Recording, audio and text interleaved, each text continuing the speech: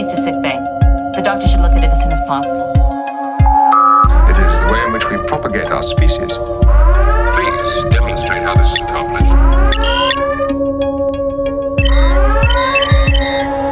So, what's next? I don't know. Hi, and welcome to Casual Trek, a Star Trek recap and ranking podcast, brought to you by Nerd and Tie and by the Ravages of Time. I'm Charlie Etheridge-Nunn, a writer and a Charlie Brown fan. I am Marsby Lobato, an entropic wanderer of the time wastes, science fiction writer, and Miles Tales Per Hour fan. Should you be admitting that you're a fan of anything Sonic-based? Are you going to get put on a list? Well, no. My wife is a huge Sonic fan, so I'm safe. I don't know if I've told the story on the podcast before, but the last movie my wife went to see before COVID shut everything down was Sonic the Hedgehog. A lot of fun, fun film. There you go. No notes, 5 stars. And then COVID happened. Fucking cancer year happened. I had started going back to the cinema, but my wife hadn't for obvious reasons. And then when we found out that Sonic the Hedgehog 2 was coming out, I then became, you cannot see any film in the cinema until Sonic the Hedgehog 2. So your first film after lockdown is Sonic 2. Oh my God. And with a lot of my stupid ideas, my very intelligent wife said, that's a good idea. And I wish I'd subscribed to your newsletter. So the first film she saw in the cinemas after lockdown and breast cancer was Sonic the Hedgehog 2. Oh, so fun. Idris Elba as Knuckles steals the show by being the most funny unfunny. 5 stars, no notes. Wow. Okay. I was going to make jokes about, being a Sonic fan and all that entails, but that is incredibly charming. So, right, with no Saki retort that I can really give to that, on with this. So, yeah, this is not a Sonic podcast. It's a Star Trek podcast. And every episode, we watch stories from 3 different Star Trek shows and rank them on our big list of best to worst. We both love Star Trek, but it's far from our first fandom. So that makes us the ultimate objective voices on such a task. This episode, we're going to get pretty self-indulgent. I just want to say we are subjective on Star Trek as the Motion Picture Association is objective on the rights and the rights of actors and writers in Hollywood. Well, you showed them. Man, we should have done the episode where Quark's bar unionizes. Yeah, my God! If only we'd have thought about this and done a union episode. If only there were more episodes in Star Trek about the power of unions and the working man, but no. Damn straight. Get on that, Akiva Goldsman and the modern Star Trek showrunners. Once you're done striking, obviously. Anyway, this is literally Miles's birthday as we record. So happy birthday, Miles. Thank you. I'm 40 and I'll cry if I want to. Yeah, that'll be happening a lot. As someone that's been 40 for a little bit, that will be happening. Yeah, and when this show airs, it will be a day after my birthday. I'll be 43 and happy future birthday. Thank you. Yeah, I completely missed out on any kind of 42 meaning of life type themed birthday things last year. So yeah, I've got no idea what equivalent there would be for 43. Okay, what we could do is we can have you do 42 again and say time, because COVID, time has no meaning, and then to celebrate, we can stick a fish in your ear. Yes, yeah, that works. Last year wasn't really my 42nd, so it was kind of a belated 40th, because again, COVID happened on the year I turned 40. Unrelated. 2 unrelated events there. I hope. Anyway, before we start blaming me for a plague, what non-Star Trek things have you been enjoying since we last spoke, Miles? Okay, well, I am going to mention 2. Well, because it's your birthday, I'll allow that. Well, thank you. First of all, I have been enjoying the new DC Superman cartoon, My Adventures with Superman, Fuck which is yes. which is on Max. It is fun. It's charming. Jack Quaid, who I keep, who is Boimler in Lower Decks, is kind of there as Superman. I think he does Clark Kent better than Superman, but it doesn't help that every time Superman opens his mouth, I hear Boimler from Lower Deck, so I just want to. I'm half expecting Clark Kent to say that he wants to see the Warp Core. And he probably does. And he probably does. It's a fun show. There are some really nice deep cuts and Easter eggs. They've made a reference to Jimmy Olsen being his Twitter handle is Flamebird, which is, if you know your Silver Age Candor deep lore, and they've brought back the Newsboy Legion as the Daily Planet's irregulars. Yeah. As like the people who deliver the kids who deliver the Daily Planet. It's fun. Yes, I saw the first one because we have the first episode on YouTube over here, and that's it. But it was so charming. Yeah, I loved it. I'm very particular with Superman. I feel like this is my Superman hot take, that despite all the people who say that Superman just isn't a relatable character, I feel that Superman works better on TV and Superman's always had a very big popularity on non-comic book format. Like, he had a popular TV radio show. There was, of course, the iconic George Reeves show. We're both childs in the 90s, where we had the New Adventures Superman with the worst Superman, Dean Cain. Yep. And that was always popular. Then we had Smallville, which every time I bring up Smallville, I end up upsetting someone. I tried, as a fan of bad teen drama and of Superman, I tried, and no. I once upset a friend who was a big Smallville fan by saying how we watched Smallville in college was we would watch The Simpsons on BBC Two first. So by the time The Simpsons is finished, we'd switch over to Smallville, and by that time, all the teen drama crap has been done, and it's now primarily in Clark fighting Kryptonian mutants part of the show. And the guy looked at me and says, Smallville's one of my favorite shows. Awkward. Yeah. And the second show is another entry in a long-running franchise, which is Ultraman Blazar, which is the latest installment in Subaraya's long-running Ultra series concerning Ultraman, the giant space age superhero / Christ metaphor. Of course.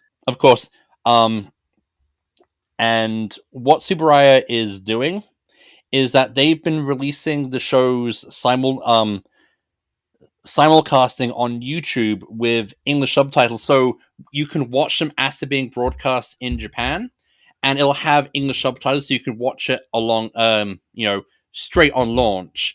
But also this time, they're also doing a simuldub, so there is an English dub that you can watch as the show is being premiered on Subaraya's YouTube channel.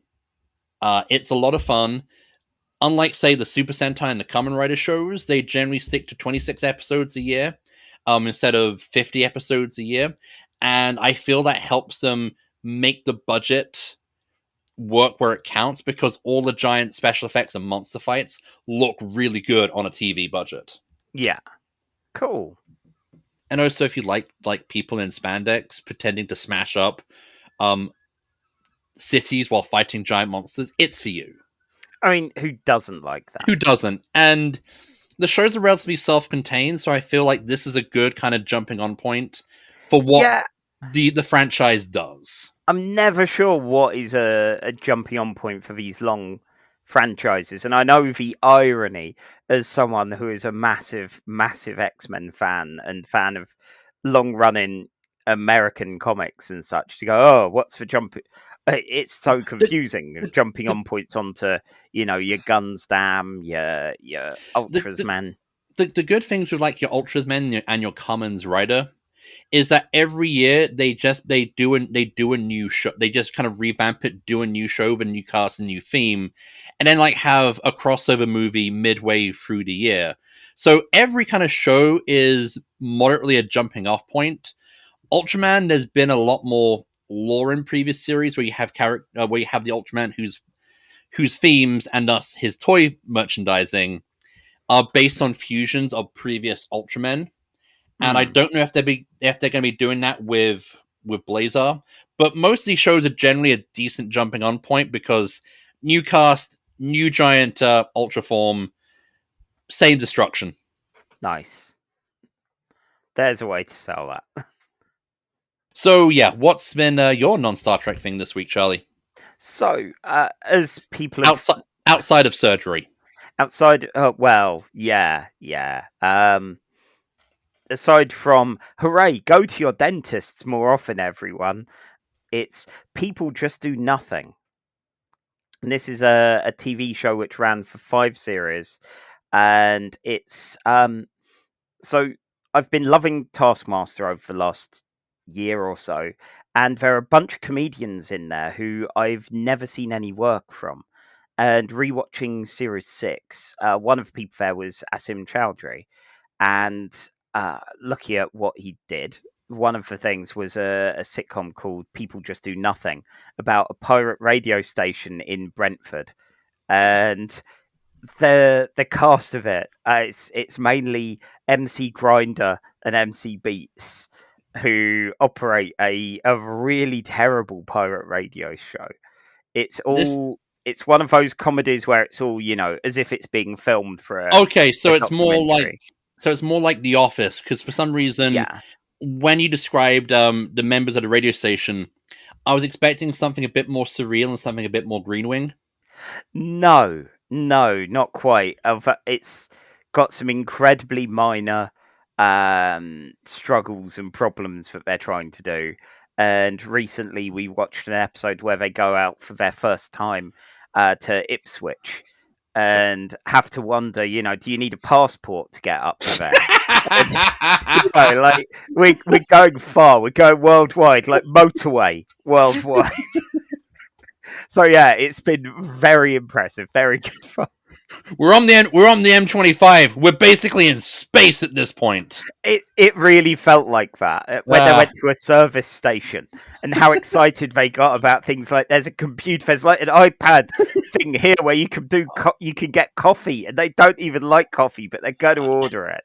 Oh and god! Then, their manager is an entrepreneur played by Asim Chowdhury called Chabuddy G. And his business ideas are like Del Boy level bad, but somehow his execution is even worse. This sounds like the low level kind of British mentality of the universe that I've been missing after 12 years in America. I kind of like in a country where everyone's like, yeah, we're just gonna get in a car and we're gonna drive for 5 hours to visit our parents. I miss like we're gonna get in a Volkswagen and drive to a service station on the M1, and we're gonna poke stuff like we're the apes in 2001: A Space Odyssey. 100%. It's charming despite the utter awfulness and incompetence of them. So yeah, I definitely recommend that. Okay, I'm gonna have to check that out. Yeah, I know over here the first 3 series were on Netflix, and we've had to switch over to the iPlayer for the last 2. So yeah. Anyway, we're not here to talk about pirate radio. We're here. Although we could.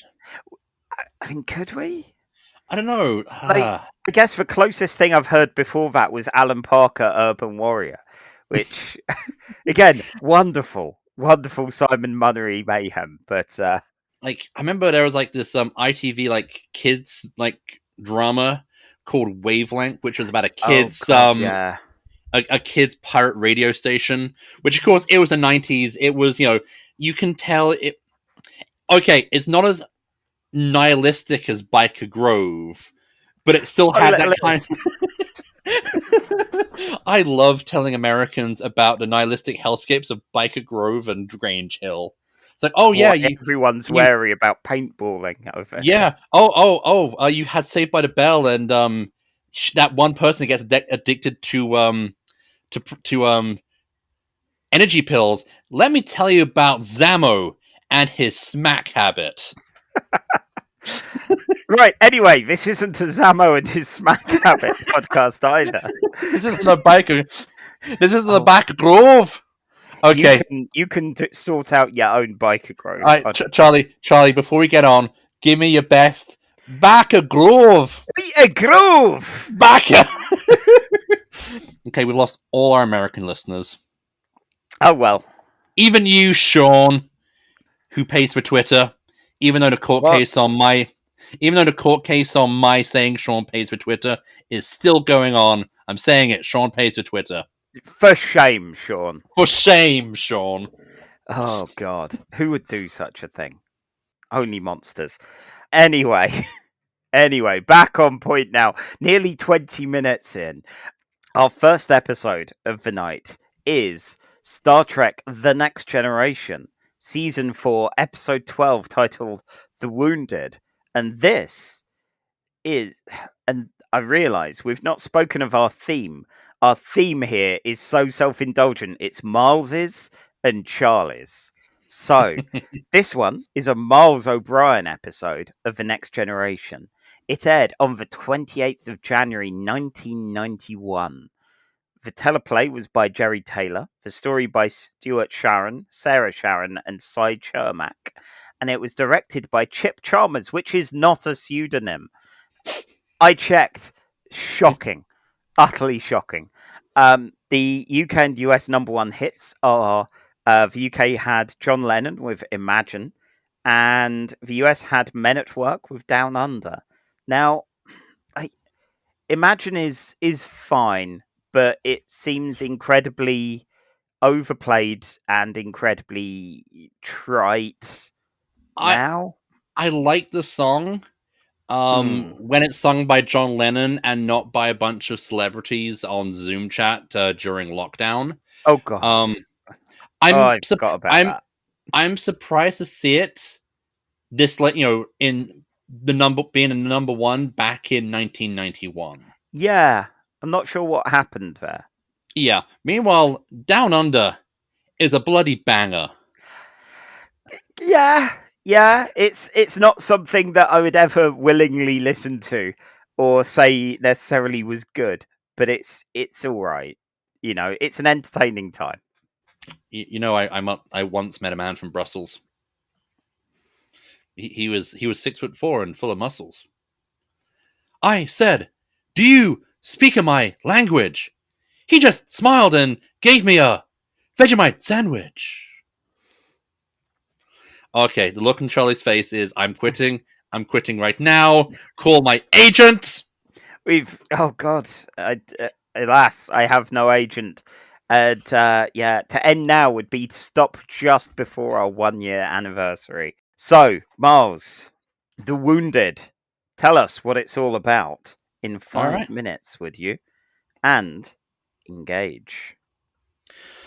So it turns out that the Federation and the Cardassians were at war, but we never heard about that until the whole peace treaty's been set up, and the Enterprise is near Cardassian space, and they get attacked by a Cardassian ship. Captain Picard is able to convince his commander, Gull Mutton Chops. His real name is Gull Masset, but he has this weird kind of face tash that makes me think Gull Mutton Chops, to stand down. It turns out that a Federation ship went into Cardassian space, blew up a science station 2 days ago. The ship is discovered to be the Phoenix, and which was commanded by Captain Benjamin Maxwell. And so, with the help of the Cardassians, the Enterprise is going to go in and look for the Phoenix. Turns out that a member of the Enterprise crew actually did serve with Captain Maxwell during the Cardassian War, and it turns out to be my DS9 MVP, Chief How Much Brien? Wide Miles O'Brien. Oh. And so who used to serve him on the Rutledge, which is a name for a ship. O'Brien is kind of iffy with some Cardassians who are brought aboard along with Gull Mutton Chops, and Picard kind of taps O'Brien for info on Maxwell, and O'Brien goes, "Yeah, I served with him. If he's doing this, there's definitely a legit reason for why." They track the Phoenix down, but not before the Phoenix blows up a Cardassian military vessel and a transporter, which has now cost 700 lives. Things are getting bad. And Gulmaset is wanting retribution. Picard is wanting to kind of stick with it. He wants to preserve the peace, which is the main reason why they're here. They counter the Phoenix, and O'Brien reveals that Maxwell's family was killed during an event called the Setlit Massacre, which he was also present at, where he killed for the first time, which is the reason for his anger with the Cardassians. Captain Maxwell stands down, beams on board, and he reveals that he discovers that the Cardassians are actually shipping weapons to the science stations just in case war starts up again. And he wants Picard to believe, and he wants Picard to uncover the conspiracy that he thinks there is. Picard's like, no, we got to follow the rules. We got to even if they're using the peace treaty to rearm, we have to respect the peace treaty, and you have to stand down, and we have to get you and the Phoenix back to Federation space. I will allow you to remain being captain and not clap you in irons and tow your ship back in disgrace. Maxwell says, okay, but the first opportunity, he takes the Phoenix and buggers off, and Picard is left wondering, damn, should have considered that possibility. They give chase, and they find the Phoenix about to fire on a Cardassian ship, which Maxwell claims is carrying weapons. But Picard defends the Cardassian ship. The Phoenix has no choice but to fire on the Enterprise. O'Brien comes up onto the bridge and goes, hang on a second. I know a way to O'Brien myself onto the ship using technobabble.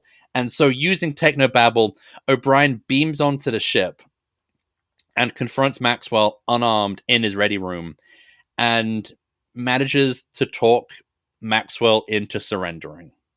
Maxwell surrenders and is placed under locked guard on the Enterprise, and both ships are returning to Federation space. But Picard lets on to Gull Mutton Chops that he knows that the Cardassians were smuggling weapons, but he felt that maintaining the peace was more important than starting another bloody war, and the Federation will be watching. Time. Nice. 14 seconds under. Damn. Yeah. So, Miles, like, they say you can't make a thing about war without it being all exciting and glamorous. But this all felt like war. Fucking hell. It's stupid and awful. Yeah. Like, this was really good. Yeah. I admit, I went into it fairly early going, I've never seen this one. I don't remember this one at all, and it seems a little meh. You know, the most exciting thing was seeing Mark Alamo as Gull Mutton Chops, and then the weird mask thing that they were wearing. The weird virtual boy. Yeah, it feels like someone told them, if anyone punches you in the head, they're going to break your nose and it'll go into your brain and you'll just be dead instantly. And they defended only against that. And then when that was gone, and at first I was watching it on a tablet for the first half of it and was like, is he weirdly jowly? Like, is there some kind of weird, like, jowl condition that Gulmaset has? And then putting it on for big screen, it's like, oh, those are tufts. He's got weird tufts there. But it's fascinating seeing takes on war, on like Miles being. I know sometimes in DS9 he's going to be a lot more avidly against the Cardis for what they did and all of that, but Here, it feels like he'd made an amount of peace of going, yeah, it's not you, mate. The It's whole fucking war. war. It's futile and awful, and I'm not angry at you individual Cardassians, but at this whole fucking situation. And it was really interesting to see that. It kind of reminded me of some aspects of the last kind of year or so. I've been slowly watching the TV show MASH, which I feel is one of those really great shows which goes out of its way not to glamorize war, but to condemn the death and the loss of life on both sides. Yeah. And yeah, like I get, with O'Brien in DS9, you can kind of go, yeah, he lives right above a world where Cardassian atrocities are kind of pushed in his face every day. Yeah. With people who have fought Cardassian atrocities every day, and so he can't be as next generation about it in DS9. I think that's kind of why he and Kira always seem to get on so well in that show. That they both have this kind of common ground, which Kira doesn't have with Sisko, because Sisko is literally her god figure. Yes. Well, yeah, and also the establishment, the kind of, we're going to come in with our much smarter ways, and we're going to be above all of this and talk reasonably about it all. It's like, yeah, sometimes reason ain't all that. Yeah. But in this case, both Miles's take and that Picard's like, yeah, I know what you're about, I know what you're up to, but if I find anything in there that's bad for both of us, maybe make it so there isn't anything in there. So the actor who plays Gul Mutton Chops is going to go off to play Gul Dukat, who is I feel he plays a much more nuanced character here, because I feel like, did you get the feeling that he's kind of trying to cover up, or if he's genuinely on the level? But the trouble is, like, the Cardassians are kind of very much, I really don't want to say Putin's Russia, but they kind of have that feeling of going, oh, you're blaming us for this thing. Maybe you're the real people who are doing the thing. And so, did you think that the three we got were on the level, or if they were just kind of being snidely trying to make sure that their weapons shipping didn't get found out? It's a tricky one, because they were good in their interaction with the Federation. Like, you did have one of them going off having a bit of a sneak and a play at things. Yeah. And Masset was like, oi, no, none of that, mate. No. But I think in their interactions, it's that thing of, okay, we know we've been caught, we're just playing it through, and we will be, polite, diplomatic, all of that. But yeah, I think they were aware and complicit in the actions. It's just, you've got to keep kayfabe at that point. Yeah. And not in a, oh, we're sneaky evil kind of way. But yeah, they're doing exactly what other people they're doing would have done in that, They're doing what Picard is doing. Yeah. Which is, we have to play a greater good, even though we hate it, to make sure that the war doesn't start again. Yeah, because the thing is, if they kick off, that is also bad. Yeah. If either side kicks off, it's all a bit fucked, It's very Cold War kind of feeling. Like, I think we've seen episodes before where we've had, like, former military kind of Starfleet commanders kind of go rogue because for them the war never ended, or like it's just a pretense for this. Yeah. But I liked how Maxwell never feels evil. He never feels like a badmiral or a bad captain. He is just that person that never came home. Yeah. And I love how sparing they were with him as well. We didn't get him right away. No, and he's not like crazy. He's not Captain Ahab like Doolally. He's dedicated and he's focused, and that's making him go against his own moral code because of the an idea of the greater good. Yeah. So, with that in mind, I just Miles. Oh, go on. I was gonna say, I gotta Cole Meany. Oh, Like this guy, I think he like appeared as like a background extra in Farpoint, yeah. and he's been just kind of like a regular background extra who they've given more and more to. It honestly, it's really impressive that they gave him this like supporting side character the big hero moment. Like it would be really easy to just have it be Picard or Riker. But instead, they take a character like a guest character and give him like the emotional arc of the episode. They give him like the heroic talk down. Like it's really it's really his episode, and you can tell why the producers went, "We want to put this guy in DS9." Oh God, yeah. He has the chops, and it's not just that. Where all the other characters on Next Generation feel like kind of pulp archetypes, O'Brien just feels like a regular guy. He reminds me. Have you ever read Dan Dare? Yeah. Oh God, yeah. He reminds me of Digby, in which, like, in all this space insanity going on, he is the most normal person, because he's just like, yeah, I just want to get home to my wife and have a pint. Everything else is the job. I just want to do my job, go home, kiss my wife, tell her I love her, have a pint, and some lamb shanks. Yeah.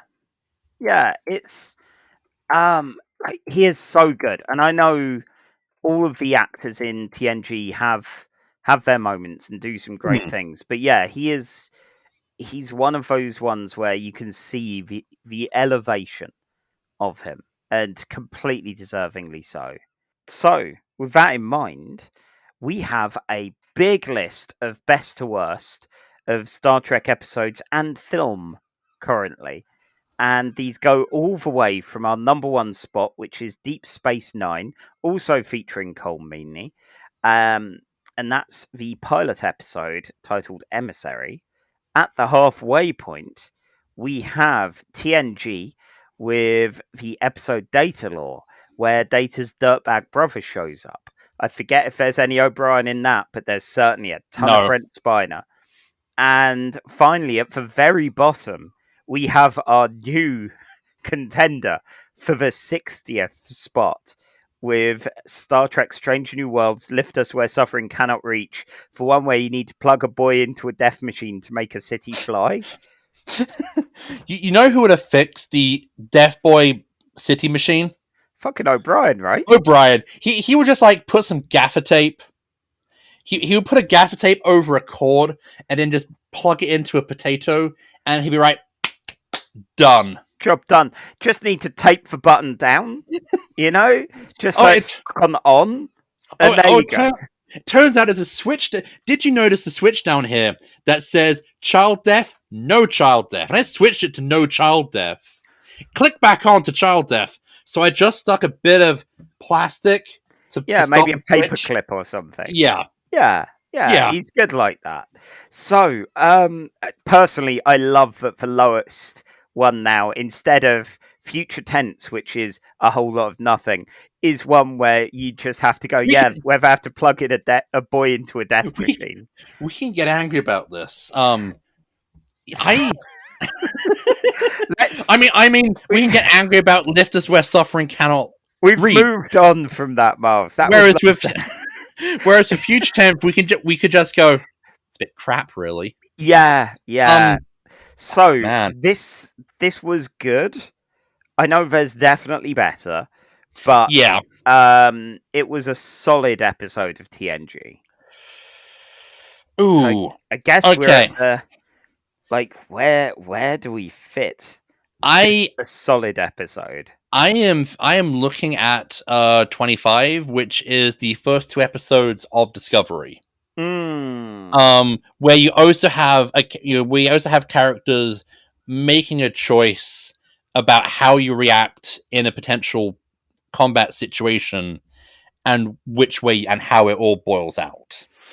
Oh dear, it's a difficult one because you've got the metal as hell Klingons with that. You've got some incredibly good and bad decisions and some very nice drama. Like if you're going full action packed, then yeah, Vulcan Hello and Battle at the Binary Stars wins out. At the same time, I do prefer this take on war of you know, we know that it's happened / happening. Like there are these background things, and we need to do our utmost best to make sure this shit don't go down again. And again, Mark Alamo, like I love him as Golda Cat, and he is very good fun here as well. All right. So what do you think? Do you think I think it's a difficult one. Personally, I might just have Vulcan Hello slightly above it, as it's got some lovely spectacle. But also I do get it if you go, oh, those Dutch angles were a bit much, and it doesn't give us the actual pitch of what Discovery really is at that point. So the episode directly below that is Errand of Mercy from TOS, which has again a much less nuanced take at war. Yeah, it's again strangely comparable. It's you get a space castle and Renfair planet, and I love that. I would say what's more comparable to this one to The Wounded is Balance of Terror. But I'm not. This isn't nowhere near Balance. This is not a top. This is not a top 10 episode. Oh hell no! I think this is probably better than Errand of Mercy. Yeah, because it can talk with more nuance than Errand of Mercy, even if both of them are like, yeah, mate, war is shit. Let's not do a war. And at least it doesn't have Kirk arguing that no, we should be allowed to irrationally murder each other. Although, yeah, you don't get the Core and Kirk shipping that goes on. But but you do get some nice sad singing. You do. Okay, so are you good with it there in the new 26? I'm gonna sit Wass at new 26. Nice. Okay, so we have our first new entrant here, and they're in the top half, which is a good showing. Yes, so our second episode of the night is a Charlie episode. Oh, yes. And oddly enough, it is a username that I have used for years now. Yeah, this is Star Trek The Original Series, Season 1, Episode 7, titled Charlie X. And often when I've used Charlie X as a username, I've had people ask me, Star Trek or X-Men? And I've been like, well, both. I am hopefully morally better than both of those individuals. Yeah, God, especially watching this, but we'll get into that in a sec. First of all, the details. This episode aired on the 15th of September, 1966. The teleplay was by Detective Comics Fontana.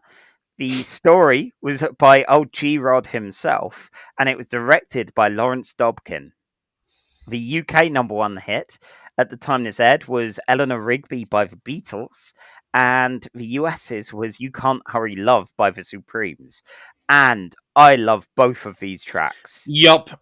Yeah, I know, I'm beyond the contrarian of the Beatles are overrated. They're rated about as much as they need be. It's fine. I maintain that the Beatles did more to kind of push the boundaries of what you could do with pop music in under a decade than most other artists spent their entire career doing. Yeah, and Eleanor Rigby is a very good track. But out of the two, I think You Can't Hurry Love might be my favourite of these two. I'm gonna say Eleanor Rigby. Fair enough. Like I'm good with a sad Beatles song like that, but I was like, "You can't hurry, love." I recognise that. I started playing it just before we set up the room and started this, and was like, "Oh fuck, son! Yep. Oh, it's this one. Oh, it's so good. It feels like summer." A friend of mine, Andy, made an Andy's Horrible Summer CD mix CD for me years ago, and I still remember listening to it while driving back from a friend of mine's passing out at the Navy. Three of us went on a road trip up there just to watch it and congratulate him, and then drive back. And it was a beautiful sunny day. The sun was pelting down. We were on the open road. I mean, the motorway. You're the M1 or the M5.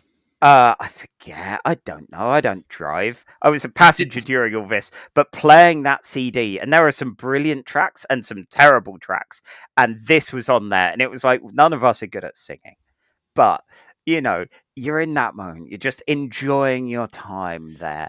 Were you doing a bit of carpool karaoke? A little at times. And I have didn't a question. do that to any of Bruce Willis's tracks that were also on the mix CD. Oh, wait, there was some Bruno on there? There was some Bruno on there. Okay, so I have a question about your carpool karaoke. If you saw James Corden on the open road, do you speed up or slow down? Fuck. If I think I can take him out, then speed up. It depends, on whether I think I've got the advantage here. Man, what did James Corden do to make everyone hate him? It's just a bit shit. Well, okay, fair enough. He was a bit shit in Teachers, but I think that was his most tolerable.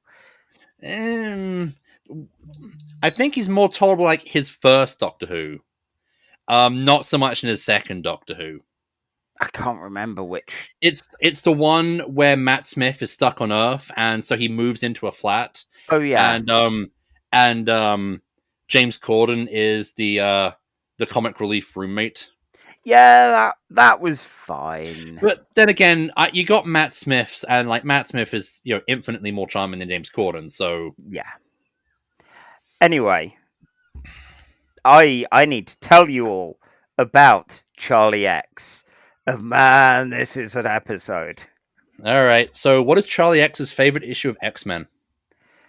Oh God, it's going to be an unpleasant one, isn't it? It's going to be a Mark Miller Ultimate X-Men or something. No. He's clearly a Chuck Austin fan because of all the implied fucking. I'm 3 issues into the Chuck Austin Uncanny X-Men run, and it is not. Is it not not as pleasantly weird yet? So it hasn't gotten weirdly horny. No, only mildly horny, and Okay. That's mostly a nurse for a guy in a vegetative state who she really fancies. Do you know what's also mildly horny? Star Trek: The Original Series. Only mildly. And with that, engage. So, Charlie X. Kirk is in his fancy duds as he's expecting an unusual passenger, Charlie Evans, who was stranded alone on a colony at 3 years old. And despite having been 14 years later, time's worn really badly on him as he's played by a man well over a decade older than that. Like, older than a CW actor being a teenager. Charlie is being dropped off by the crew of the science probe vessel Antares, who are a bit weird around Charlie. And Charlie himself is surprised and excited by everything on the ship. The concept of there being many people, automatic doors, and especially Yeoman Rand. He's not seen women before, and oh my, he's gonna make it creepy. Bones checks over Charlie, who mentions that the other crew on the Antares didn't really like him, and then he proceeds to faff about, watching everyone do their jobs awkwardly until he sees Yeoman Rand. He gives her a present, arranges what he thinks is a date, and then slaps her on the arse. She tells him off and sends him to Kirk to explain his actions. Kirk, however, is too busy to give teenager lessons and hands him off to Bones and Spock. Spock is busy playing his lute in the canteen, and Uhura sings along in what turns out to frankly be kind of a roast of Spock. And when Charlie arrives and is trying desperately to get Rand's attention, Uhura starts singing about him until he looks all weird and stops any music from happening.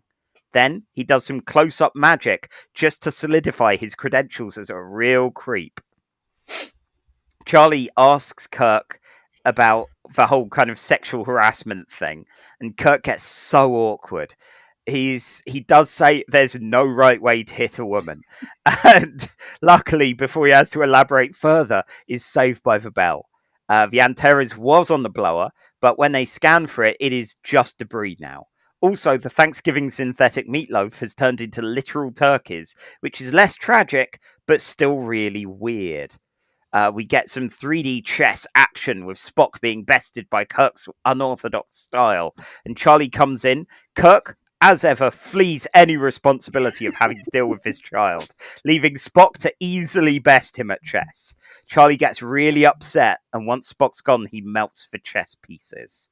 Rand tries to introduce Charlie to a junior yeoman who's actually his age, and he doesn't care. He really wants Yeoman Rand. And she talks to Kirk and needs him to step in. Fine. If you're going to do that, Kirk's going to have words. First about the chess pieces, the important things, and then about being a creep to Rand. He decides, right, time to get all of this energy out at the gym. Kirk takes his top off, and it's time to do some falls, some rolls, and some throws.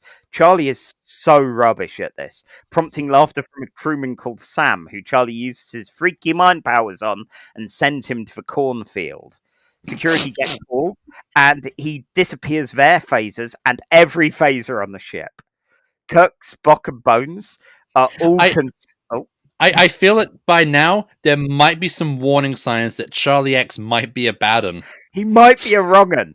And yeah, unfortunately, even he admits that. He says, yes, he killed the people on the Antares because they weren't nice to him. Kirk wants to keep Charlie away from the colony they were going to drop him off because that's even more people and they don't need to deal with this shit. So Charlie starts messing with the ship to stop them changing course. He shocks Uhura through the control panels. He messes with the helm. He turns the young yeoman into an iguana.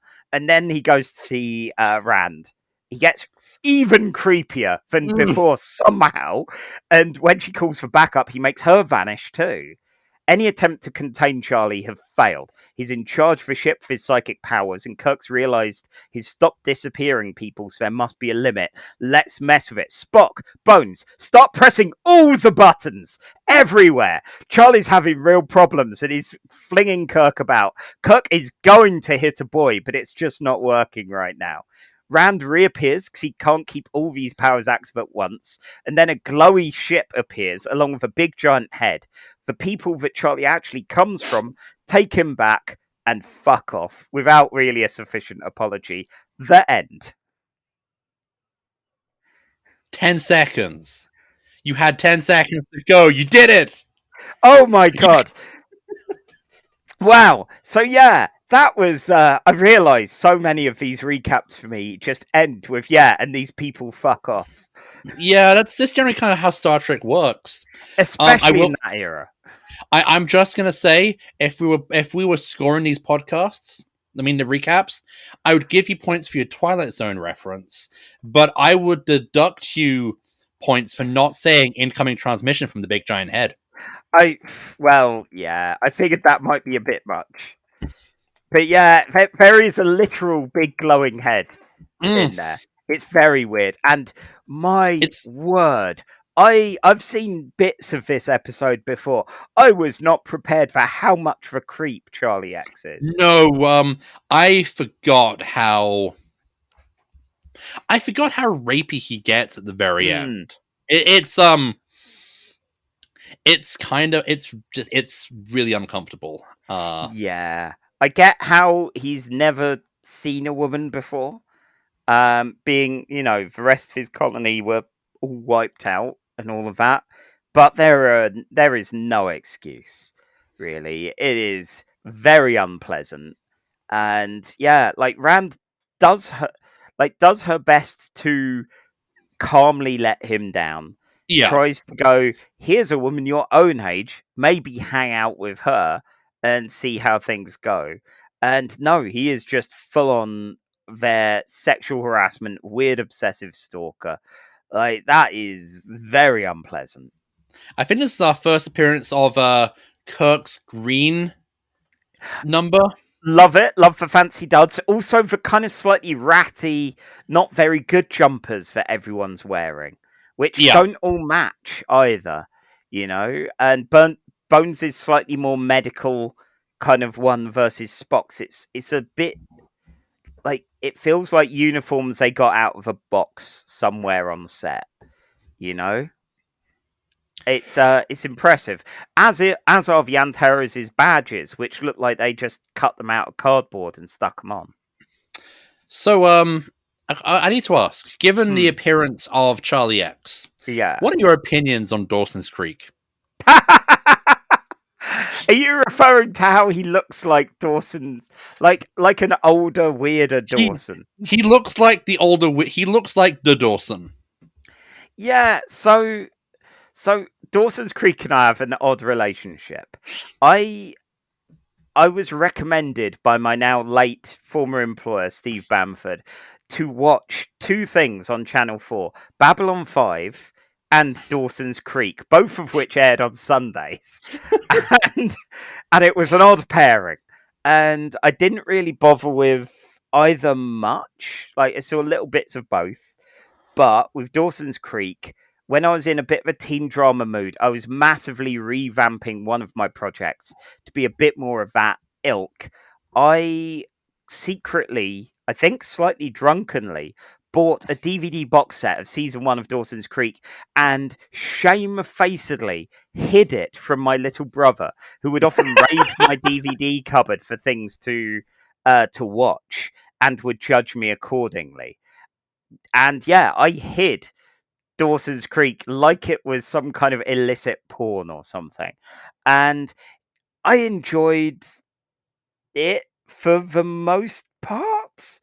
Like, it is bad in many places, but it's an interesting progenitor to a lot of teen drama that followed, and a lot of better teen drama, like your Buffys, your Gilmores, your OCs. I have to give Dawson's Creek credit for being the only teen drama where your main character is the loser romantic rival. Oh, he is a complete piece of shit. I do not care for Dawson Leary.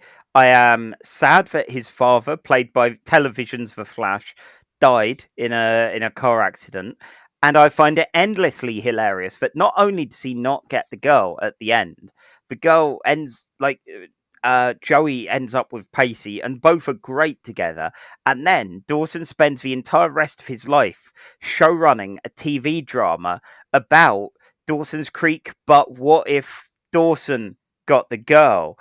Knowing that this is his eternal hell, that he's doing that, and Joey and Pacey are going to watch it, and that's it. He will never have that life that he dreams for.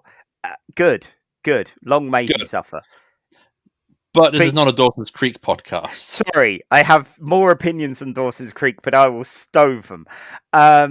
Charlie Evans. We don't actually get Charlie X in this, and I remember hearing there were a lot of back and forths about what they were going to name it. Charlie X feels like a 5 p.m. Fuck it, we're calling it Charlie X. We're done. I do want to say, this episode has probably one of my favorite scenes in all the classic Trek, which is the rec room scene with Spock and Uhura's impromptu jam session. Yeah, it felt like she was mocking him a bit by singing over his stuff, and then they both got into it and were kind of playing and singing together, even if she was a bit kind of... I don't know. I kind of got the feeling that she's just sort of singing about how sexy Vulcans are. Kind of. Yeah, it's that thing of, I'm hoping this isn't done mockingly, but there's a definite teasing of Spock here. At the same time, Spock is kind of, you can tell this is early on in the show because, Spock is smiling a little bit. Yeah. As they're doing it. I think watching them both as characters in Strange New Worlds, these are people that have been in the crew together for so long that this is all right.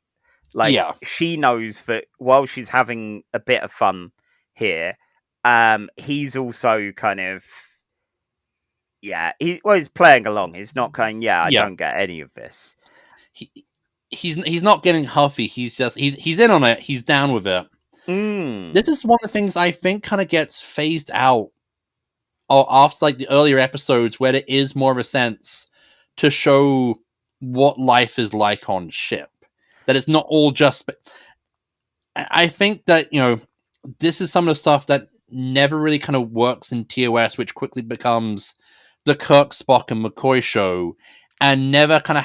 I think it's trying for the ensemble that we'll get in shows like TNG and DS9, where we see that these characters kind of have a sort of how life is for these, essentially these sailors who are away from any kind of inhabited normalcy for long periods of time. Yeah, we get things like Balance of Terror, seeing some people that aren't the main crew and how they have their own life, their own things going on. We see stuff like I'm trying to remember now. We've had a couple of times of seeing the rec room and of seeing folks just living out there. Conscience of the King. That's it. Yes, Conscience of the King. We get a bit of that, and again, it's charming and it's nice seeing how you get a little bit of downtime and a little bit of. They're not always going to be at their stations dealing with this. I like the little mention of Thanksgiving. Like, we have missed this being a Thanksgiving episode now. Yeah, like okay, even though problematic elements of Thanksgiving, the holiday aside, as someone who has kind of had to take on Thanksgiving as something that you do, admittedly, like how Thanksgiving works for my wife and I, is like it's not about any of the kind of like history. It's not about like the culture. It's just it's a day for the two of us to cook a nice. Before a lot of things, my wife would work nights at her job over the holiday season, so she would be like going to work at 11, coming home at like 7 a.m. And so we'll never get to see each other. And because Thanksgiving is before Black Friday, Americans love Black Friday, what Thanksgiving became would be the day that I would cook like the tofurkey and all the trimmings for Thanksgiving. And normally they stream episodes of Mystery Science Theater 3000 for Turkey Day, because it was a big Turkey Day marathon. So it would be Turkey and MST3K for the whole of Thanksgiving. Occasionally, there would be some NaNoWriMo writing done in between Turkey and robots riffing bad movies. Wow. Yeah, I always forget you've got NaNoWriMo at that time. Yeah. So do you think that Charlie X would get a fedora if he could? Yes, 100%. He would get a fedora. He'd probably get a cape, and start trying to neg any of the women around there. Like he turned some playing cards into odd photos of Yeoman Rand. Luckily, not anything more than just production photos. Promotional shots. Yeah. But it's still weird. And everyone just laughs along at first. It's like, oh, look at this 29-year-old kid doing tricks with cards. So this is just really uncomfortable. And God, I swear, this is a weird one for that. I like Kirk kind of being the world's worst dad by not wanting to talk about the birds and the bees. But I think this might be the first episode where we've had lines spoken by Kirk that I can imagine being said by Zap Brannigan in Futurama. I love how awful he is with any of that. Just, no, I'm running. Like, oh, responsibility, no thanks. It was very good fun. I have to control the ship, and I like how they defeated Charlie by going, right, let's just turn everything on and make the power bill really expensive so we have to leave instead of pay for it. Yeah. It's That was very good fun. So, as far as this episode goes, there are some fun elements. At the same time, Charlie is just a creep. Yeah. And the Thasians, we don't get much really with that of, what their deal is and why Charlie X. He's kind of like the Beyonder in Brian Michael Bence's Illuminati miniseries, where he's a kid who's smashing toys together in a virtual New York and sees everyone as a plaything, and then has to just be sent away. Now I'm just imagining Charlie X in like Secret Wars 2, where he doesn't know how to poop. And so in Secret Wars 2, Spider-Man has to teach this cosmic being how to poop. I'm now kind of imagining Charlie not knowing how to poop and Kirk immediately putting Spock on that job. Oh God, yeah. I don't know. Maybe Bones. Like Bones, you're a doctor. Teach the 29-year-old teenager how to poop. I was surprised that like they try and make it seem like a sad ending. Yeah. Like the crew is sad that Charlie has to get taken back to live with these people who can't love him like he needs to be. I mean, he needs something, certainly. He definitely needs to have some more Greco-Roman wrestling done to him. I saw on Memory Alpha, I think this is the only time we see that gym. That is a damn shame. That was great fun. That was a great gym. I like they have the specific, they have the gymnastics arch.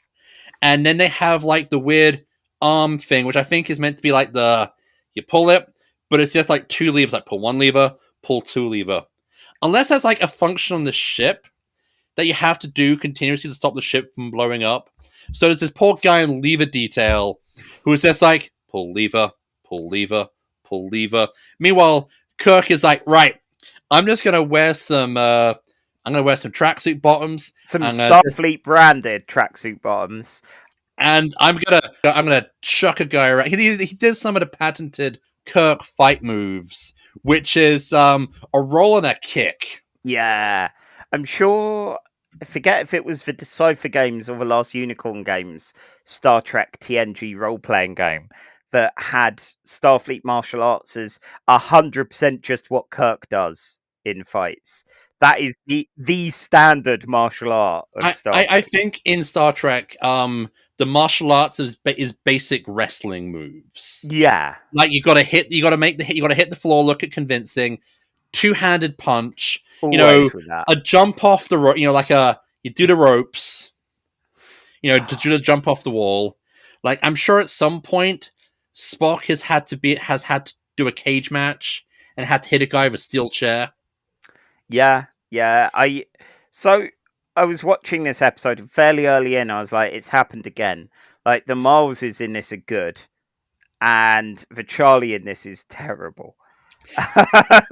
Like with our Christmas episode where you gifted me an episode you genuinely thought you were sharing a love of yours with me, and I gave you something that until last episode was our lowest episode in the entirety of Casual Trek. Well, the answer to this is simple.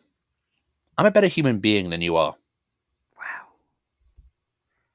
I mean, it's your birthday, so I feel like it'd be bad if I refuted that. That'd feel like a real heel move. But we have to maintain kayfabe. We do. So that means putting it on the list. Yes. So yeah, I mean, it's that thing of it's not bad, but Charlie is awful. Like there are a couple of fun moments, like Kirk running away. We get some canon establishing moments like 3D chess. It's not bad. It's just that how it approaches sexual politics is so 60s. It just kind of feels uncomfortable. It feels unpleasant, definitely. At the moment I'm hovering around 44, 45 kind of territory, because we got Cat's Paw with Kitten Kong and we've got the Changeling with Kirk's metal son, who, again, he doesn't really care for the metal son much. He just has this metal son that he now has to deal with. But clearly, Kirk isn't gonna have Nomad do some Greco-Roman rest. Okay, one last thing. Oh, that'd be so good. Kirk was being a dipshit, was being a ship when he's doing the fighting with Charlie, and he's clearly not paying along. He's like, yeah, establish my dominance. I'm top dog.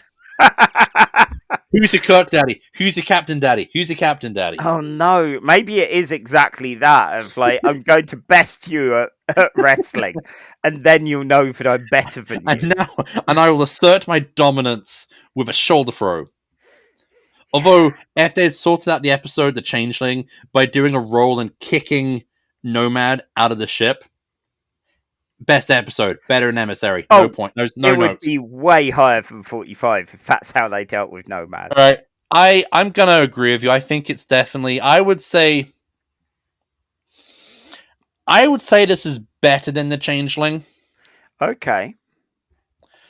Like, uncomfortable elements aside, there is a lot I like about the episode. Like, I do like the sense of life on board ship. Yeah. I do like Kirk, who's kind of been turned into a cliche of like this womanizing gallivanting around the universe, just being like you see Kif, there are girls and girls are icky.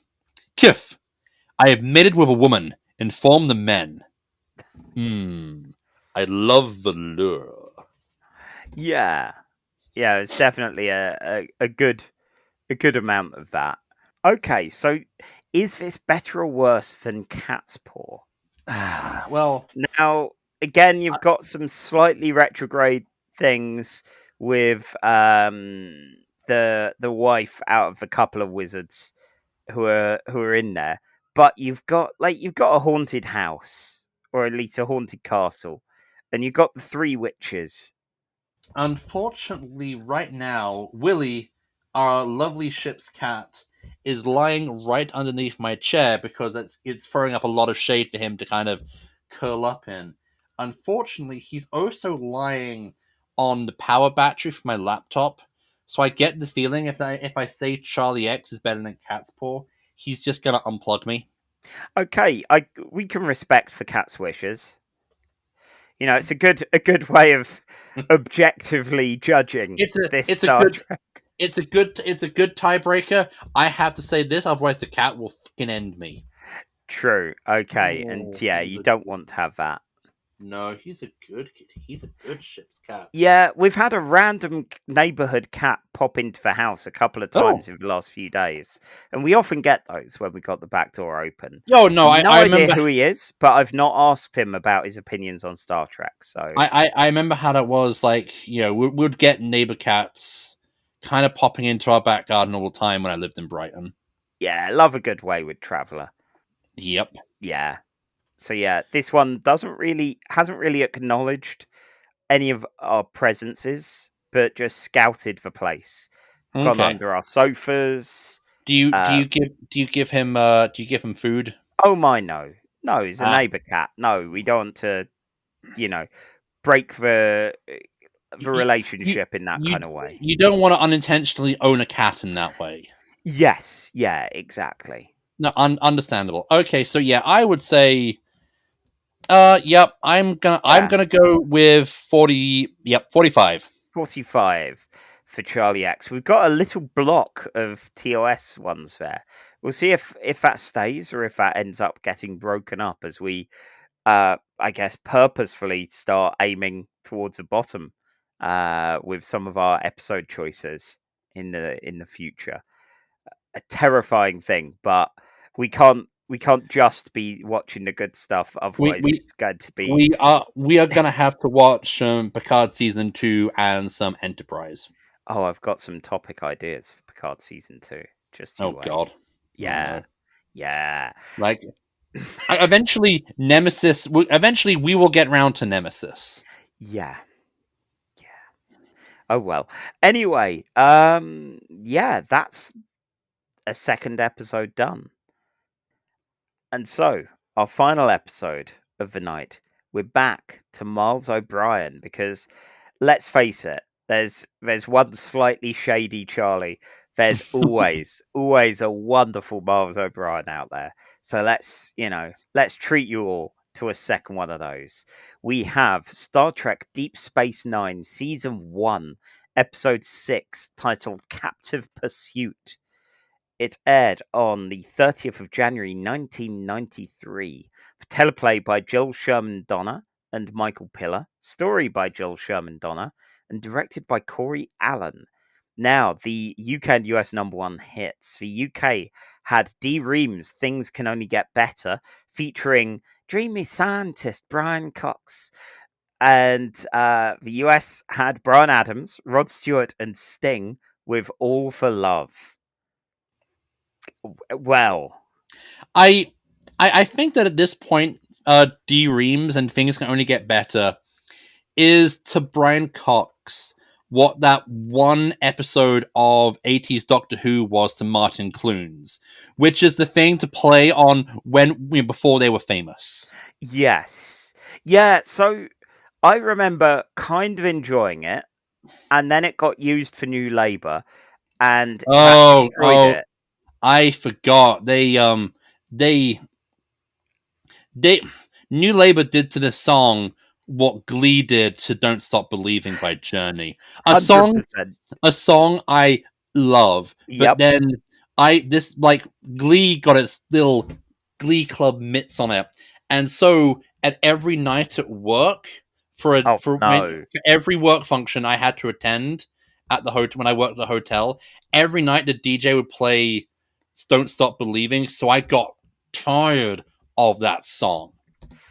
Yeah, it's one to use sparingly, and ideally at the end of the finale of Sopranos. And the Glee version, it's not a song with edge or anything, but let's homogenize it and make it somehow even more toothless.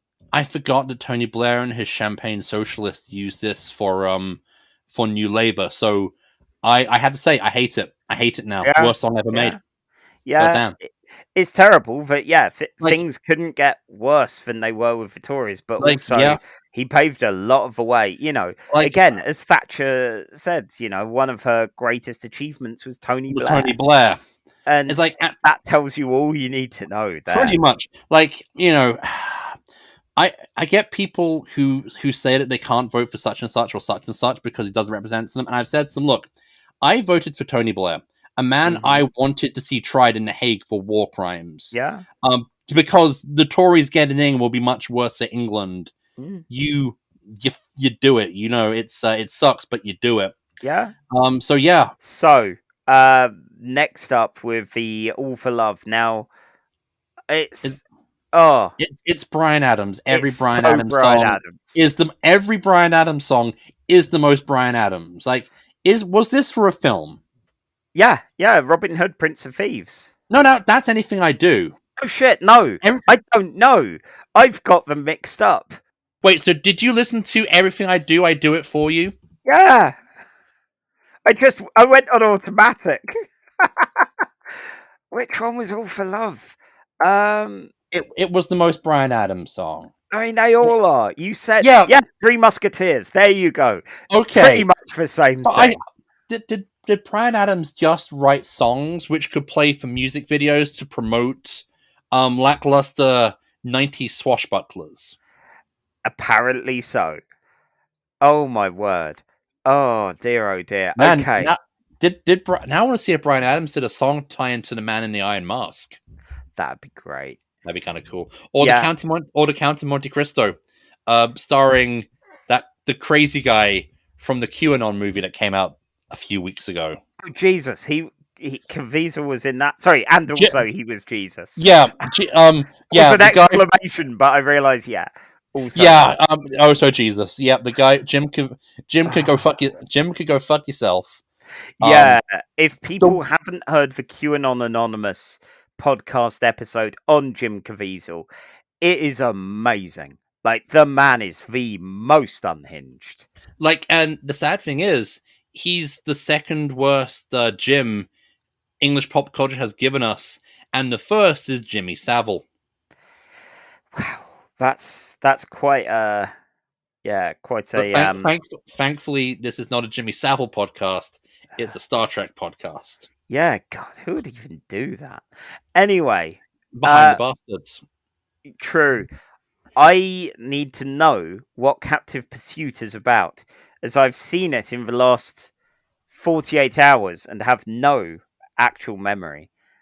So, Miles, for me and for the audience at home, please refresh us on it and begin the hunt. Okay, so you know how the most dangerous game is actually man. Now, imagine if aliens genetically created like other aliens who were sentient and intelligent to hunt for sport. Can you imagine that? Wow. I can't imagine that. Okay, well imagine that. Imagine that happens in an episode of Star Trek and our characters get involved. One of our characters, Miles O'Brien, befriends this alien and helps him escape. End! Oh, you need me to do this seriously now, don't you? I mean... Okay, alright, okay, fine. Don't reset the timer. Okay. Anyway, a ship comes through the wormhole to DS9. It's the first Gamma Quadrant. Is it Gamma or Delta? I get them mixed up. Gamma. It's the first Gamma Quadrant ship to come through the wormhole, and everyone's like, crap, we gotta not fuck this up, like Miles is doing with the recap. There's a lizard-like guy on the ship, and he just kind of like rear-ended into a wormhole, as you do, and ended up in the Alpha Quadrant. They bring the ship on board. O'Brien seems to have gone like a rapport with him, calling him friend over the communicators. So Cisco sends O'Brien down to fix the ship. O'Brien finds an empty ship, except it isn't, because the guy has like predator camouflage technology. And he refers to himself only as Tosk. Is that his name? Is that his species? Is that his home planet? Just Tosk, I guess. Tosk seems very skittish, but he seems to be getting along with O'Brien. So they give him a pad to crash while they fix the ship. Tosk gets caught hacking the computer, so Odo throws him in the nick, and then suddenly another ship turns up, who are after Tosk.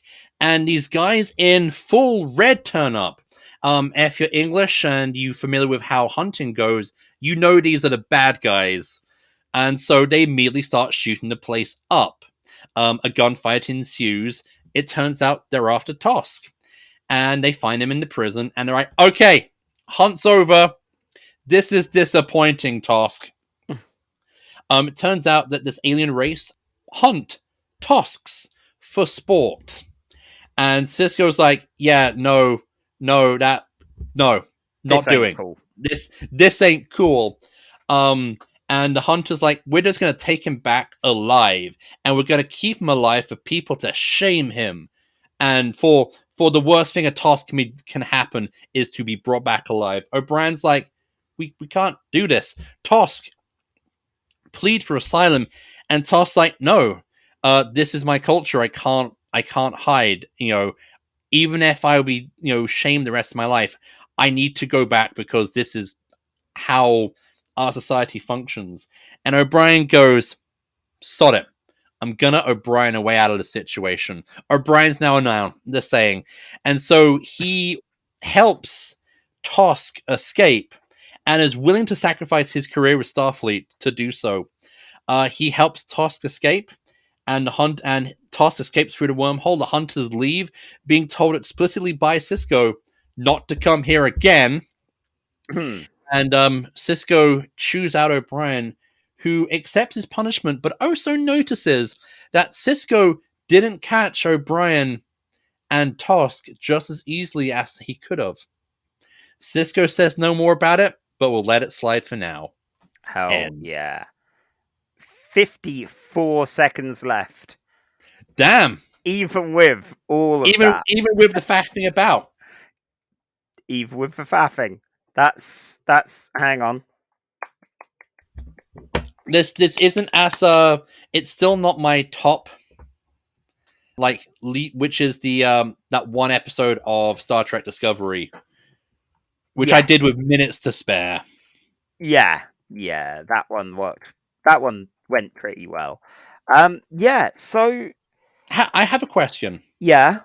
Have you ever hunted a man for sport? I was part of the Scouts. Okay, so you yes. know, outside so of yes. We went a bit Lord for Flies in some camping trips, and there was definitely some hunting of man for sport in those. How about you? Yes, but only because the sport is getting this guy to pay his goddamn bar tab. Oh wow. Okay. Yeah, there was also a hunt of the occasional shoplifter at the comic shop back when I was there, and Hugh was a very good huntsman in that regard. Why did he stun them with his musk? Basically, he was a very imposing presence. Look, if I got staff and customers. Look, if I got jumped by Hugh, who was a very old beardy man, I would also just drop all my comics on the floor and go, "Yep, you're right. I nicked them, even though I just bought them. I nicked them. Just get away from me." Yeah, bless him. Yeah. So, yeah, the actor of Tosk in this, I felt he was giving very good Lizard. Yeah, you know, he was constantly all kind of twitchy. He was twitchy. He, with the whole being a hunted thing, he was always eyes, not even in the conversation, but at anything to get out. And Miles, there was a cultural issue here. There was a problem that this society hunts people for sport, and both participants, both the hunter and huntee, are participant and willing consensual participant of this practice, which Starfleet would find abhorrent, and they find a way to keep their moral center by not letting a guy get murdered or have an eternity of humiliation. They work around the situation. So when Starfleet encounters a planet where you need to plug a boy into a machine to kill them and power their sky cities, why'd they just leave? I don't know. Maybe if the hunters had said, "We need Tosk because we got to plug him into this lizard death machine to power our sky city," would Cisco gone, "All right then"? Well, I guess we got previous with that. Yeah. Maybe. I'm sorry. Every time I shift in my chair, I accidentally give my cat a kick. Oh no! Not intentionally, but it's just like he's like I said, he's right there. Casual Trade does not condone violence towards animals. It does, however, condone the judicial application of scritches. Yes. There we go. He's happy. Yeah. Again. I loved that Miles O'Brien got a friend. Oh yeah. Like this is before his friendship with Bashir. Yeah. So it was that feeling of he's got a friend. Friend. So yeah, that was quite charming. Lizard friend. Yeah, and I'd like to think that, you know, if they met again, Tusk would be all right. You know, if he was a bit calmer, like, I've got a lead of, you know, a couple of days. I'll chill, have a drink, and then be on the road again. I think like O'Brien is just that character who you can see making friends easily. Yes. And then just like, him just going, I'm just going to put my career at risk for a friend, for a lizard friend. Mm-hmm. Yeah, and there was some nice use of the old Cardassian technology of going, O'Brien knows his shit. He knows this station and he knows Cardassian technology, so he can get an advantage and get through this. And I love that even with all of that, it's like, but we both know, like both he and Cisco know enough about all of this to know that Cisco really could have caught him. Yeah. If he wanted to catch him. We're getting those early glimpses of Cisco going like, I'm not going to break the rules, but I'm just not going to apply them here. I'm just gonna bend. It did give me a really fantastic moment of comedy from Odo when Cisco tells Odo to just kind of take it slow, and Odo's like, "Oh, okay," and then proceeds to slowly walk to the turbo lift, kind of stop, just making sure there's nothing on his shoes. Walk slowly to the turbo lift, just kind of stand in the turbo lift, just kind of enjoy the moment. That was good. I would worry with him that he is the kind of person who would be complicit in these kind of actions, but here he reads the room. I don't, as much as I like Odo as a character, this definitely feels like a more, this is season 1, so we're still kind of working out the characters. Yeah. And, it's definitely, I think Odo, I don't want to say Odo's like Judge Dredd, but I think Odo is kind of like Judge Dredd, in which is he upholds the law even if he knows the law is bad. He upholds the law because it's the law for the society they're in. Yeah, And that's definitely, he's more law and order than just judicial, screw the orders. I am the law. Yeah, if we're using the classic 9-point alignment grid, he is lawful neutral. He cares about laws more than most else. He's someone who is often searching for his identity and finds it in the keeping of order and peace. And it's how he was fine being, relatively fine, being complicit with the fascist order that was there on Empok Nor, and where quite often you will see him go down the route of, I know this is beneficial to no one, but I kind of got to. Yeah. And that can be worked around. And at his best, he will find ways to stretch the rules and the law as needs be for morality. But if there is anyone I would expect to dob them all in just for the sake of the letter of the law, it's going to be Odo, you know. And yeah, I loved that he was complicit in this. I did have a moment where there was a close enough close up. I was like, that ear makeup must have been really awkward. I think that definitely they are working that prosthetic for the first year of the show, because he looks a lot more gaunt. Yeah, in his earlier appearances than he does later on. I wonder if they started loosening things up a bit to provide a little more comfort to him, because you're in that all through shooting. Yeah, with a 22 plus episode season of television, you're going to have to start prioritizing the comfort of your workers there. And yeah, it was a good fun time. I think when you messaged me about this, 'cause I saw this one last, and I saw The Wounded first. I think you went the other way round with that. I saw this one first because this is one I have watched. Like a few years ago, I think during COVID, before COVID. Yeah, I was slowly watching the first. I got as far as season 4, The Visitor. And I'm like, I'm not going to watch that because I know it's going to destroy me emotionally. I don't feel like that right now. So that was how far my rewatch of DS9 had gotten. Huh. So And I remember my quarantine rewatch was up to House of Quark. Oh, this wasn't a quarantine rewatch. Yeah, that was my failed my failed Star Trek quarantine rewatch was TNG, and I did not make it through season 1. Understandable. I've been slowly watching the show over the few years. Unfortunately, Ferengi comedy episodes keep getting in the way, and I'm just like, I don't want to watch this. So you messaged me and said, oh, it's one from before they figured out what DS9 was. And I was bracing myself for this. I was like, oh, how awkward is it going to be? How cringeworthy is it going to be? And it was a good one. Like, it was, you often get a most dangerous game. I think I looked at this and went, oh, I think one of the lists of themes that I've got on our sheet somewhere is the most dangerous game.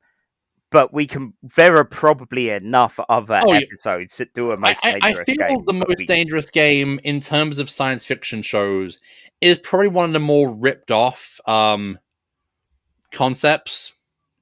Well, similar to Enemy Mine as well, Yeah. which we've definitely got a full episode of Casual Trek's worth of Enemy Mines to do. Let's you and him fight.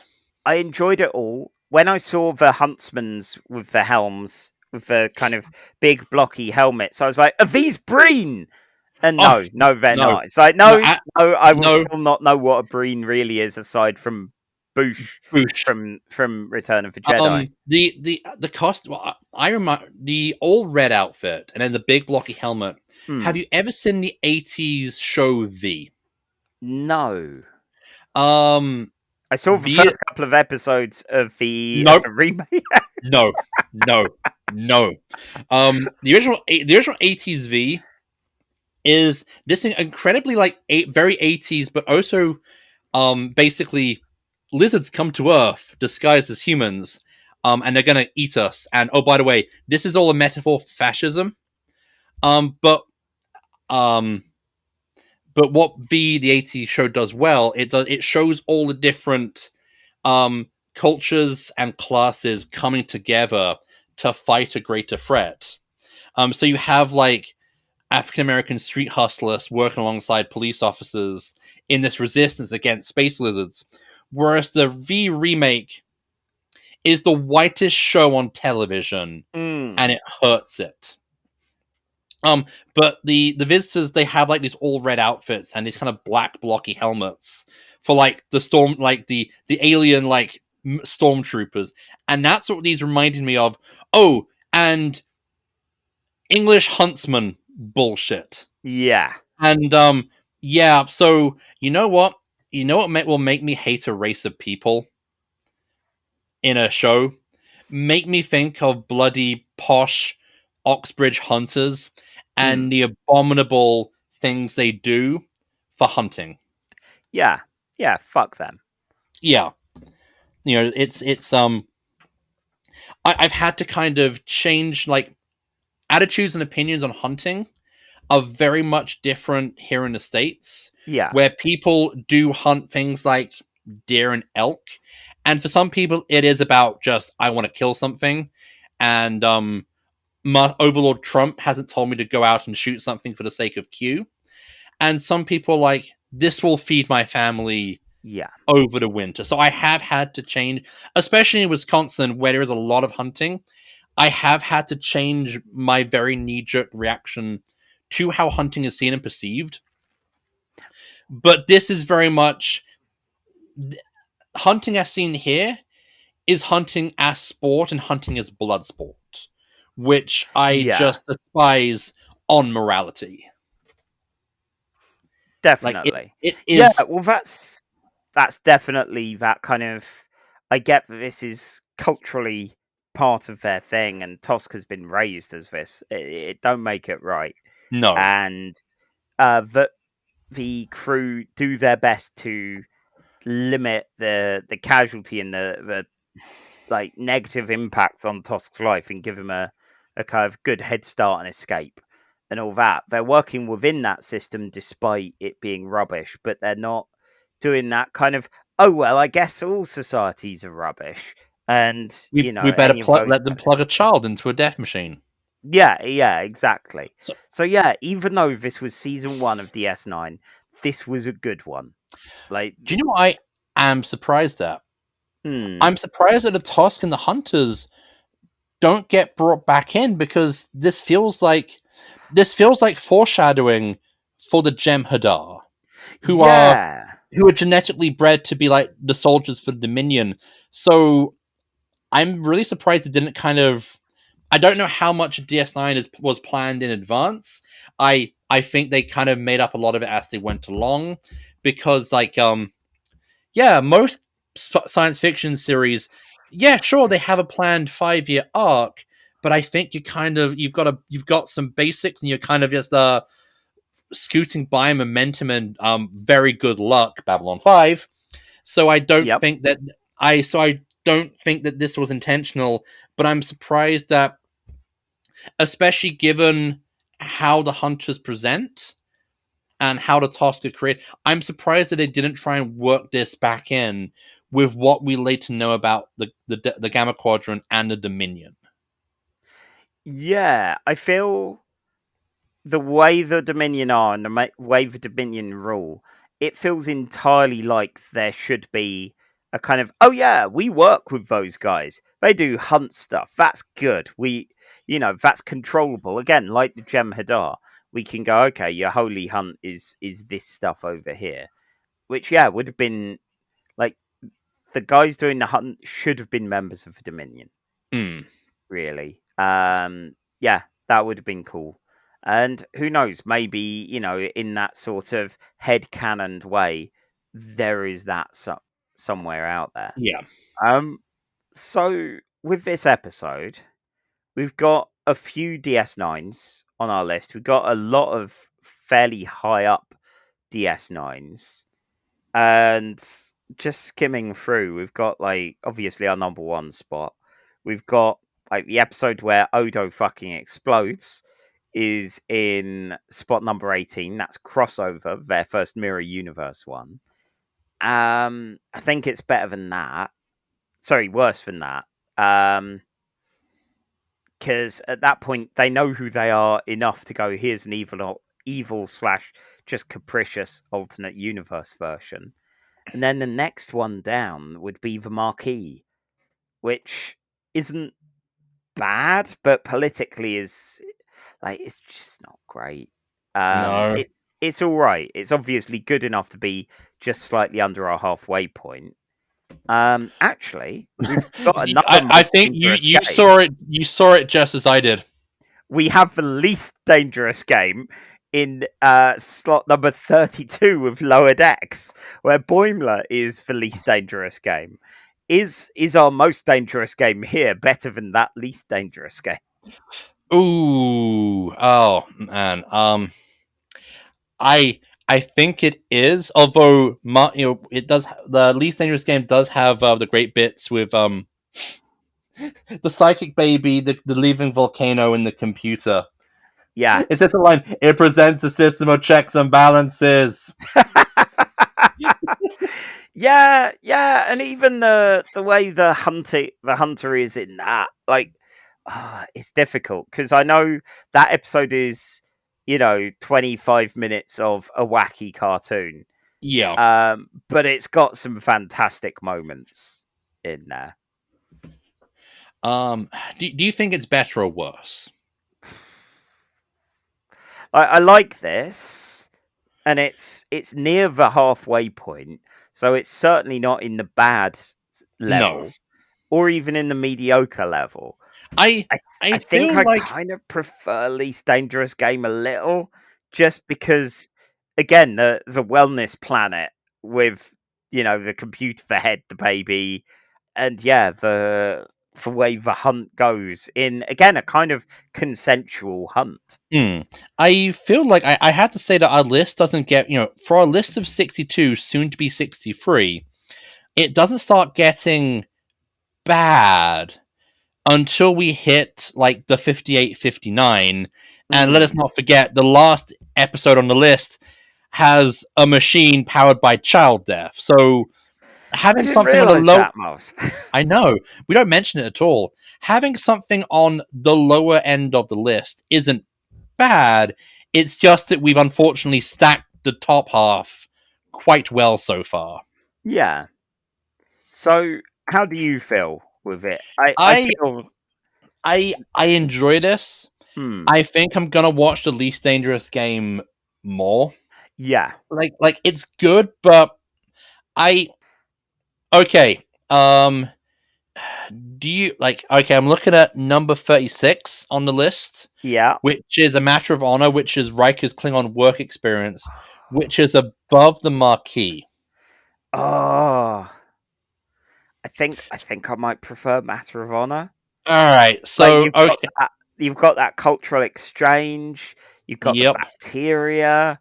You've got Riker really wanting to fuck a Klingon. Yeah, you've got is desperate there. You've got Brian Thompson, the most meatiest of men, actually delivering a dramatic monologue. Love a bit of Brian Thompson.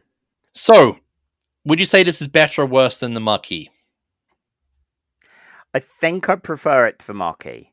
Like the Marquis lays some really good groundwork kind of stuff for the Star Trek canon, but is middling. All right, so in number 30, I would say this is better than the Marquis. Cool. I think we're agreed there. Excellent. So that makes it our new number 37. Well, good. With that, we draw the birthday episode to a close. Miles, it is early on your birthday, luckily, because if this was it, if this was all you were doing, this would be an I was about to say even sad than mine. Like, I don't know. Mine was mostly in lockdown. So I think we watched some 30 Rock and walked to Lewis and then masked up and trained back. And that was it. What, you walked to Lewis? Yeah, you can walk to Lewis from Brighton easy. Really? How far is it? Lovely walk. I don't know. I don't do maps or distances. I just go up the hill and that way. Oh. Yeah. It's shorter than you would think. It's probably still a bit lengthy. Because normally you gotta go to Lewis on the train. Yeah. Come back that way, but yeah, it's a lovely hilltop walk. Okay, now I'm gonna have to quickly look this up. Okay, I'm kind of curious. To look this up while I run through our final moments. So, first of all, next episode, we're continuing to be self-indulgent by having our anniversary episode.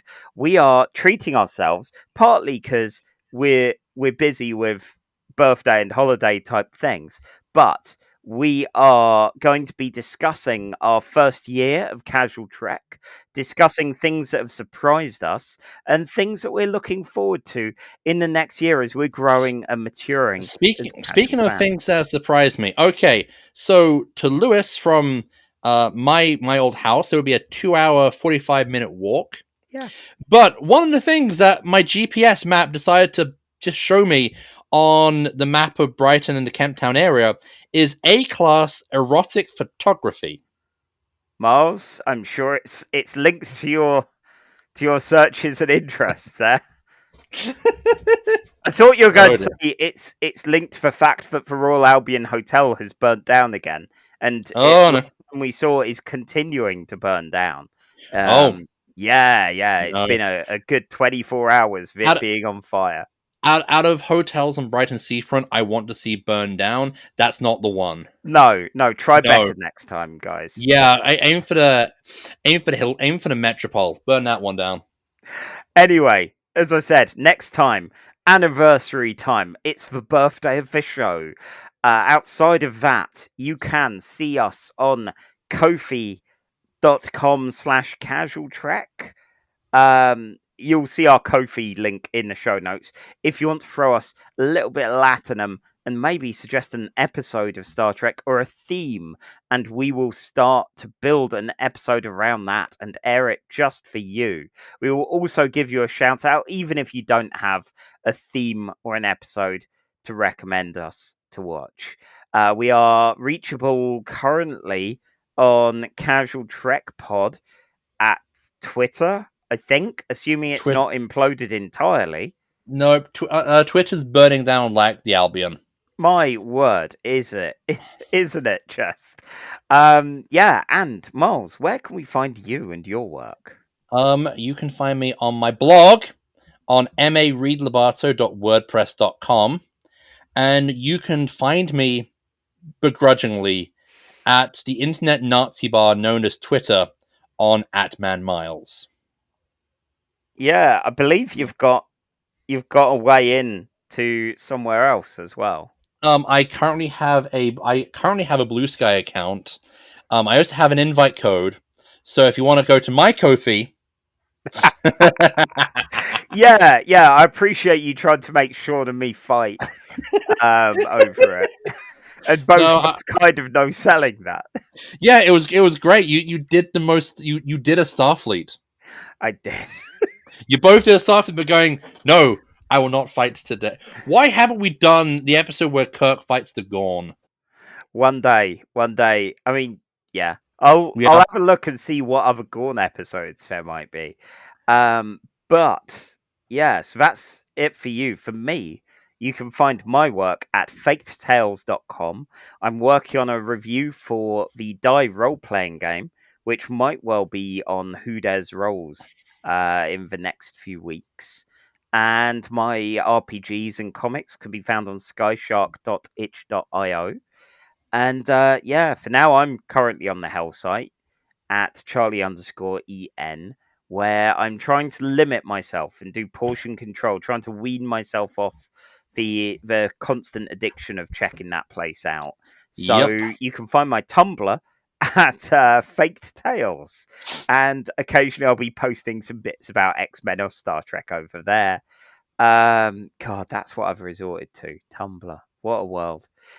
Anyway, is MySpace still up? I think I looked into it when things were first going down, and it was all like Russian bots or something. I don't know. Oh, It okay, sounded so like yeah. it was probably just open sluice gate of scammy stuff. Good. Yeah, fine, whatever. I know we could just get really desperate and open up a Facebook page for the podcast. Wow. There's a thought. Yeah, while we ponder such things, yeah, have a lovely birthday, Miles. Thank you. Have a lovely birthday, Charlie. All right, thank you. And everyone else, if you've got a birthday, have a good one of those. If not, sorry, yours will come soon, I'm sure. And yeah, go, all of you. Go do a Starfleet. Live long and have a jelly baby. You've been listening to Casual Trek by Charlie Etheridge Nunn and Miles Reed Lobato. Music by Alfred Etheridge Nunn. Casual Trek's part of the Nerd and Tie network, and if you want to support us monetarily, because you love what we do that much, you can now do that by going to Ko-fi and looking up Casual Trek. There's a link in the show notes.